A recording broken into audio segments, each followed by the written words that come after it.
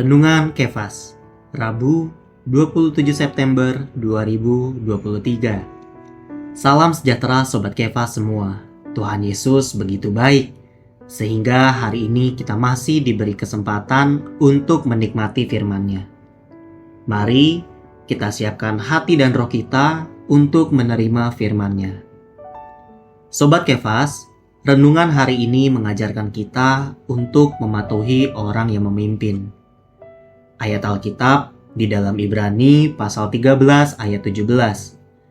Taatilah pemimpin-pemimpinmu dan tunduklah kepada mereka, sebab mereka berjaga-jaga atas jiwamu, sebagai orang-orang yang harus bertanggung jawab atasnya, supaya mereka melakukannya dengan gembira, bukan dengan keluh kesah, sebab hal itu tidak akan membawa keuntungan bagimu.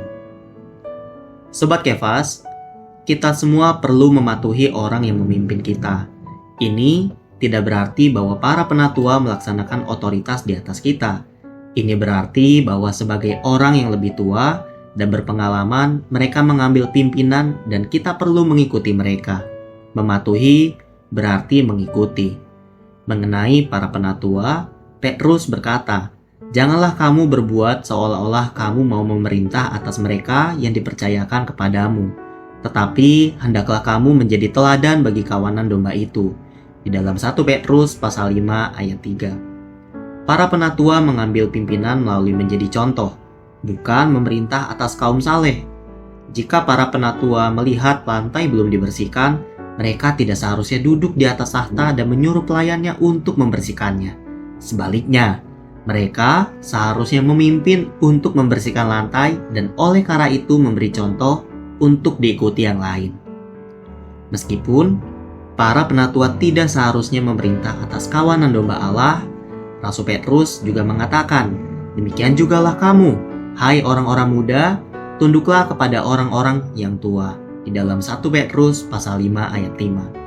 Lebih lanjut lagi, ada waktu ketika orang yang lebih tua perlu tunduk kepada orang yang lebih muda.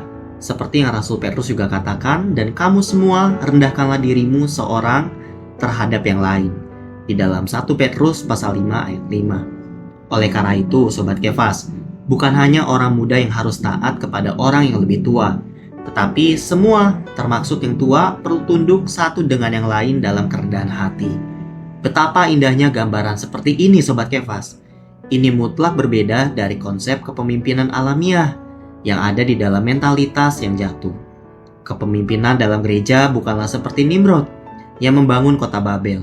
Sebaliknya, kepemimpinan ini membangun tubuh. Puji Tuhan.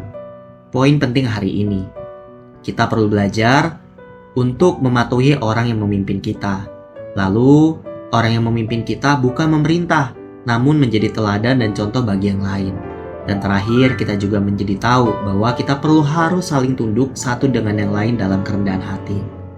Poin doa hari ini, mari kita berdoa agar kita bisa belajar untuk mematuhi orang yang Tuhan tunjuk untuk memimpin kita. Kita juga perlu berdoa agar kita bisa bersama-sama belajar, memberikan contoh dan teladan bagi yang lain.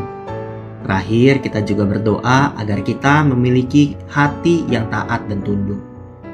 Puji Tuhan.